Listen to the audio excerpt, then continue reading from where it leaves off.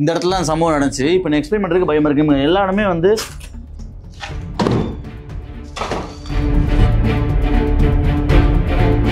இங்கே நின்று ஃபோன் பேசிகிட்டு இருந்திருக்காரு. அந்த டைமில் தான் இங்கே இருந்த பால்கனி கீழே விழுந்திருக்கு. இப்போ அந்த பால்கனி இல்லை.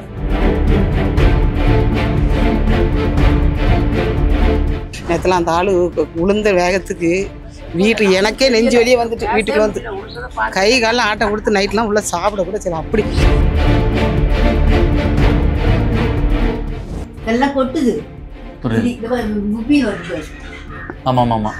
இப்போ தூங்க முடியாது இல்லையா? நம்பி தூங்க கூட முடியாது. என்ன பண்றது? விழுந்தோன்னா இன்ஸ்பெக்டர் வந்தாங்க.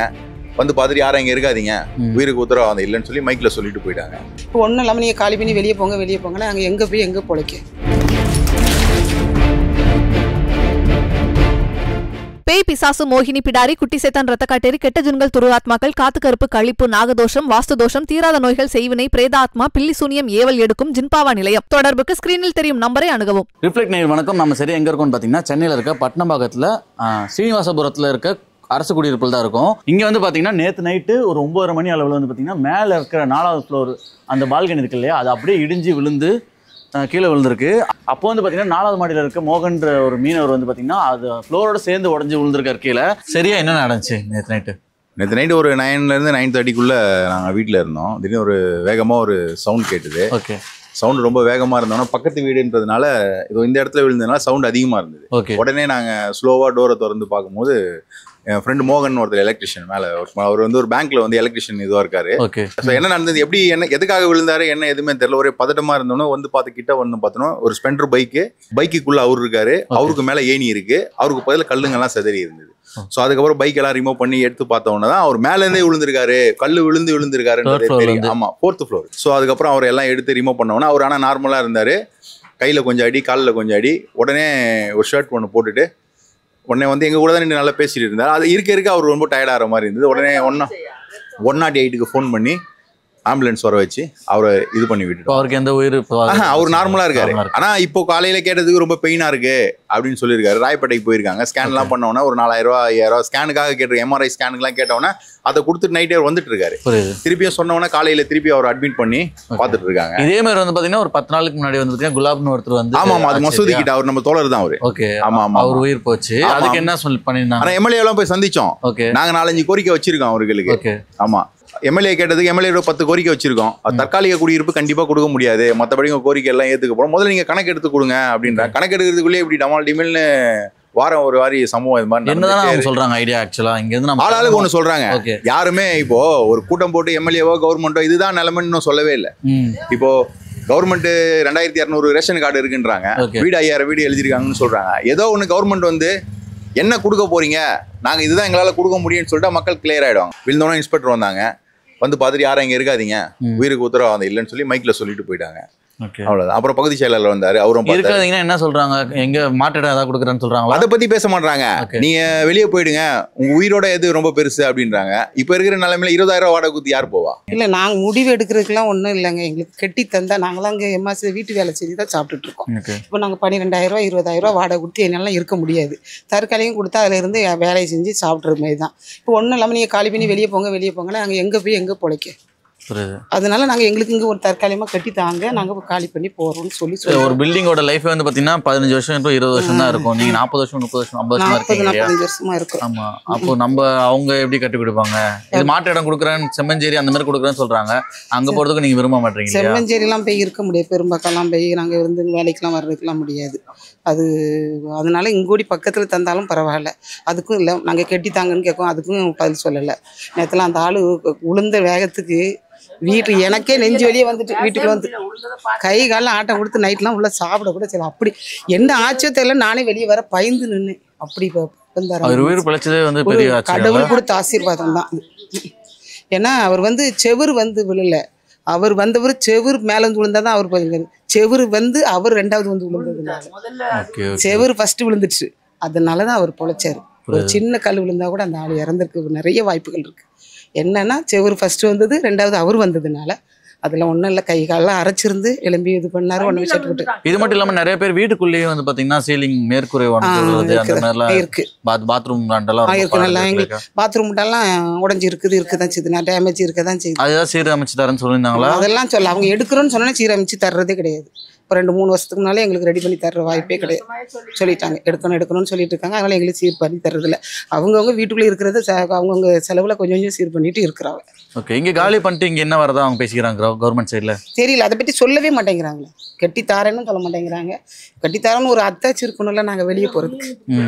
மீன் கடலுக்கு போகிறவங்க இருக்கிறாங்க. நாங்களாம் வீட்டு வேலை செஞ்சு எம்ஆசியில் தான் உழைச்சி நாங்கள் சாப்பிட்டுட்டு இருக்கோம். அப்போ எங்களுக்கு இங்கே ஓடி கிடைச்சாதான் எங்களுக்கு வாழ்வாதாரம் நல்லா இருக்குங்கிற நம்பிக்கையில் தான் நாங்கள் இங்கே கேட்குறோம். எங்கள் ஏதாவது ஒரு வழி பண்ணி தாங்க. கவர்மெண்ட் சொல்கிற மாதிரி உயிருக்கு சம்மந்தப்பட்ட விஷயமா இருக்குது, உயிரை பண்ணி வச்சுட்டு இங்கே இருக்கணுமா? நீங்கள் சொல்கிற மாதிரி கிளம்பிடலாம் இருக்குதுப்பா. நீங்கள் தான் இருக்கிறீங்க. நாங்கள் உயிருக்கு சம்மந்தப்பட்ட ஒரு கை அப்படியேப்பட்ட நிலை இருந்தால் நாங்கள் காலி பண்ணாது இருக்கணும். அதை யோசனை பண்ணுங்க. கையில் எங்களுக்கு வருமானம் அவ்வளோ இல்லை. இன்றைக்கி சாப்பாட்டுக்கு செலவு தான் சம்பாதிக்கிறாங்க. நாங்கள் வாடகை எப்படி கட்டுவோம்? அங்கே போனாக்கா 2 பேர் மேலே வரக்கூடாது, 3 பேர் மேலே வரக்கூடாது. நாங்கள் வச்சுருக்கிற பிள்ளைங்களாம் எங்கிட்ட போகிறது. வாடகை விடுறவங்க சொல்லிடுறாங்க 2 பேர் இருக்கணும், சாமான் நிறைய இருக்கக்கூடாது. நாங்கள் இருக்கிறோம். நாங்கள் 40 வருஷமாக இங்கே இருக்கிறோம். 40 வருஷத்துக்கு மேலே இங்கே இருக்கிறேன். ஆனால் இது மாதிரி வசதி எங்களுக்கு எனக்கு ஏன்னா கொஞ்ச நேரம் இங்கே நிற்கிறதுக்கு நடக்கிறதுக்கே ஒரு மாதிரி தயக்கமாக பயமாக இருக்குது, பதட்டமாக இருக்குது. நீங்கள் இங்கேயே வாழ்றீங்க, என்ன பண்ணுறது? உயிரை பணி வச்சு வாழ்றேன்னா அப்போ புரிஞ்சுக்கணும். நீங்கள் அவங்களுக்கு இதுக்கு வாழ்வாதாரத்துக்கு கட்டுறதுக்கு எங்களுக்கு வசதி இல்லை. இப்போ நாங்கள் 10,000 வாடகை கட்டிடணும். சாப்பாடு சாப்பிடுவோமா? இல்லை பிள்ளைங்க எதாச்சும் நம்ம ஏதோ ஒரு செலவு வருது, அதை பார்ப்போம்மா, எதை பார்ப்போம்மா? இவ்வளோ காலம் இருந்து நாங்கள் நஷ்டம்னு நாங்கள் அந்த மேலிடத்தில் நாங்கள் சொல்லவே இல்லை. எங்களோட சூழ்நிலைக்கு வாடகை கட்ட முடியாதனால தான் இந்த பயத்தில் தான் இங்கே நிற்கிறோம். வெளியே ஏற்றி விட்டாங்கனாக்கா நாங்கள் எங்கே போய் வாடகை கட்டாது? நடுத்தரில் வச்சு உட்கார முடியுமா? இது வரைக்கும் உட்கார்ந்து கிடையாது. இப்போ போய் உட்கார முடியுமா? உட்கார முடியாது. அதனால தான் நாங்கள் எங்களுக்கு இங்கேயே ஏன்னா இப்போ ஒரு இடம் காட்டி நீங்கள் அங்கே போய்டுன்னு சொன்னாங்கனாக்கா இந்த வீடுமா உங்களுக்கு இதுக்கு பதில் கொடுத்தாச்சுன்னு சொன்னால் கூட நாங்கள் போயிடுவோம். அதுவும் கொடுக்க மாட்டுறாங்க. நீங்கள் எங்கன்னா போயிடுங்க, உங்களுக்கு பயமாக இருக்குதுனாக்கா நாங்கள் என்ன பண்ணுது? அப்போ நடக்க குடும்பம் இல்லை, வயசானவங்க இறங்கி வராங்க போய் அந்த மாதிரியா இருக்குது. எதுக்கு இங்கே இருக்கிறாங்க சொல்லி பார்க்கலாம். ஓகே, இந்த பில்டிங்லாம் நீங்கள் வசிக்கிறீங்களாமா? ஆமாம். எத்தனாவது பிளாக்மா நீங்கள்? இந்த ஃபர்ஸ்ட் மாடி. ஃபர்ஸ்ட் மாடியில் என்ன நீங்கள் சம்பவ இடத்துல நீங்கள் இருந்தீங்களா? உள்ளே இருந்தேன். ஓகே. உள்ளே இருக்கக்குள்ளே நம்மளாலும் சத்தம் கேட்கக்குள்ளே தான் பார்த்தா அந்த புள்ள உளுந்து ரத்த காயோடு எழுந்து வரோம். தூக்கிட்டாங்க. தூக்கி மேலே வந்தோம். மேலே வரக்குள்ள தான் அதான் துணியை மாற்றினா ஆஸ்பத்திரி வண்டி ஏற்றின்னு போயிட்டாங்க. அப்புறம் எங்களுக்கு யாருமே இன்னும் உள்ளே உப்பு தான் நாங்கள் போனோம். நாங்கள் போனதுக்கு போலீஸ்காரங்க தெரியாது. என்ன பண்ணுறது? உள்ளே போக மாத்திரை போட முடியல. எங்களுக்கு ஒன்றும் உடம்புல அல்ல 1008 நோக்குது சுகர். அந்த மாத்திரை கூட நைட்டு போடாமல் எங்களால் வெளியவே கிடந்தோம். இப்போ காலையில் தான் விடலை. இப்போ தான் உள்ளே போய் மாத்திரை போட்டு இறங்குறேன். ஓகே, உங்களுக்கு இங்கேருந்து இப்போ நீங்கள் எங்கே இருக்கீங்க? இங்கே அனுமதிக்கலாம், வேறு எந்த இடத்துல இருக்கீங்க? அந்த இதில் போய் இருக்கு தங்க சொன்னாங்க. எங்கே? ஆனால் சாப்பாடெல்லாம் வாங்கி தரமா தங்குங்க தான் சொன்னாங்க. நாங்கள் தங்கலை. போல வெளியே இருந்துட்டு அங்கே வெளியில் எங்கள் பொண்ணு வீட்டுக்கு போயிட்டு வந்தோம் காலையில். ஓகே, இப்போ நீங்கள் இங்கே தான் இருக்கீங்களா? உள்ளதான். பதட்டம் சூழ்ந்த நேரத்தில் நீங்கள் எங்கே இருக்கீங்க? இந்த பில்டிங் என்ன பண்ண முடியும்? எங்கே போக முடியும்? வலைக்கு போனால் தான் எங்களுக்கு சாப்பாடு, கடலுக்கு போனால் தான். அன்னைக்கு நேற்று அவர் வலைக்கு தான் போயிட்டு வர்றாரு. இந்த உளுந்து கிடக்குது எல்லாம் கொட்டுது. ஆமாம் ஆமாம். இப்போ தூங்க முடியாது இல்லையா? நம்பி தூங்க கூட முடியாது. என்ன பண்ணுறது? இது விட்டா எங்களுக்கு வழியே இல்லைப்பா. அங்கே பாரு தண்ணி பாரு ஊற்ற முடியாது. அங்கே துணியை போட்டு தான் சாப்பாடு செஞ்சு இப்போ தான் செஞ்சுட்டு கீழே இறங்கினேன். இப்போ அடுப்பு துணி இதெல்லாம் நனைஞ்சிரும். இங்கே தான் சாப்பாடு வடிச்சு வச்சுட்டு வந்தேன். நாங்கள் வாழ்கிற வாழ்க்கையப்பா நிம்மதி இல்லாத வாழ்க்கை. பார்த்தியா இப்போ தண்ணி ஊற்றினாங்க பார்த்தியா? ஒன்றுமே இல்லை, தண்ணி ஊற்றினே தான் இருக்கணும். நான் இங்கே இருந்து துடைச்சிட்டு சாப்பாடு செஞ்சுட்டு இப்போ தான் வந்தேன் கீழே இறங்கி. இங்கெல்லாம் எப்படிமா தூங்குறீங்க? என்ன பண்ணுறது? பதியே சொல்லுது அங்கே ஒட்டின்னு இருக்குது. தட்டுனாக்க திரும்பி படப்படம் கொட்டின்னு பயமாகுது. அது என் பையன் சொல்கிறான் தெரியுமா, நீ கீழே வந்து படுமா இப்போ இங்கே இடிஞ்சா அங்கே தான் நீங்கள் இங்கே படுக்க கூட முடியாது இல்லையா? எங்கே பார்த்து பாரு. ஐயோ தொடாதீங்க. அதுதான் நான் எதுவுமே பசங்களை கூட ஒரு சின்ன பசங்க 2 இருக்குது பேரன் பேத்திக்கோ. ஐயோ அங்கே போயிருப்பா அதெல்லாம் கொட்டின்னு வருது. இப்போ எதனா ஒரு ஆணி அடிச்சா டமான்னு விடுவோம். புரியுது. இது சிலாப்பு தான், மேலுக்கு சிலாப்பு தான். அப்படி கொட்டிடுச்சு. அப்படி மண்ணு கல்லுங்க கொட்டி கிடக்கு. நாங்கள் இப்படி இருக்கிறோம். என்ன பண்றது? நாங்கள் எங்க நிலைமை அப்படி இருக்குது. பேர்த்தப்பா இதெல்லாம் கொட்டின்னு வருது. இதெல்லாம் கொட்டின்னு வருது. என்ன வாழ்க்கை? நாங்கள் வாழ்ற வாழ்க்கை என்ன பண்றது? இதை விட்டுட்டு போனா 10,000 15,000 நம்மளால கட்ட முடியாதுப்பா.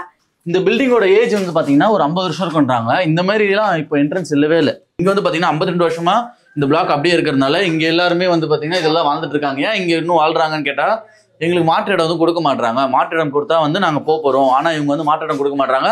நீங்கள் காலி மட்டும் பண்ணுங்கன்னு சொல்கிறாங்க. நாங்கள் 50 வருஷமா இங்கே வாழ்ந்துட்டோம், எங்கள் வாழ்வாதாரம் இங்கே தான் இருக்குது, எங்களோட தொழில் எல்லாமே இங்கே தான் சார்ந்திருக்கு.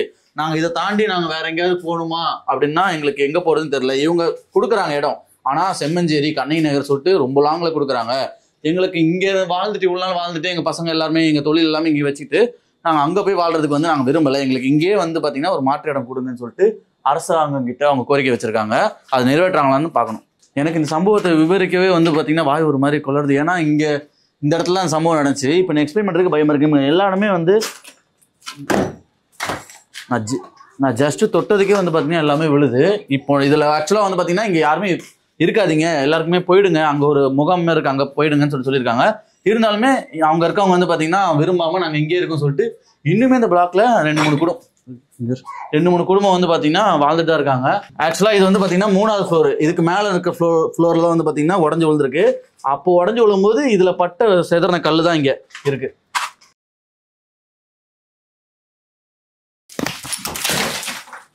இப்போ நம்ம சரியா 4th ஃப்ளோரில் இருக்கோம். இங்கே தான் வந்து பார்த்தீங்கன்னா மீனவர் மோகன் அவர்கள் வந்து பார்த்தீங்கன்னா தொழில் போயிட்டு வந்து இங்கே நின்று ஃபோன் பேசிட்டு இருந்திருக்காரு. அந்த டைமில் தான் இங்கே இருந்த பால்கனி கீழே விழுந்திருக்கு. இப்போ அந்த பால்கனி இல்லை.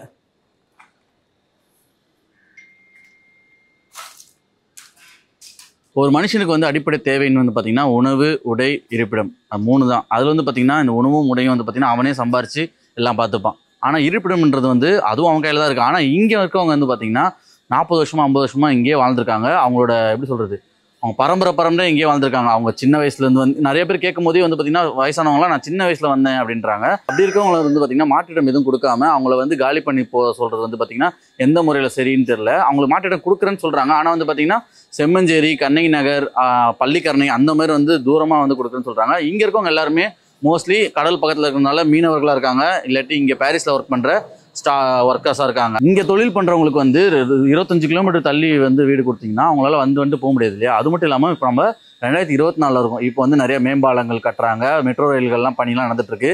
இவ்வளோ தீவிரமாக இந்த மாதிரி பணிலாம் நடக்கும்போது இந்த மாதிரி பில்டிங்லாம் பார்க்கும்போது ஒரு மாதிரி வருத்தத்தை தான் அளிக்குது. அங்கே ஃபாஸ்ட்டாக எவ்வளோ டெவலப் ஆகுதோ அந்த அளவுக்கு வந்து பார்த்திங்கன்னா இங்கே ஏழை மக்கள்லாம் வந்து பார்த்திங்கன்னா அவதிப்படுறது வந்து பார்க்கும்போது ஆச்சரியமாக இருக்குது, என்னடா இப்படி நடக்குதா அப்படின்ட்டு. மக்கள் என்ன சொல்கிறாங்க, நாங்கள் காலங்காலமாக இங்கே தான் இருக்கோம், எங்களுக்கு இங்கே இருக்கிற இடத்துலேயே வந்து பார்த்திங்கன்னா இருப்பிடம் வந்து அமைச்சு கொடுங்கன்னு சொல்கிறாங்க.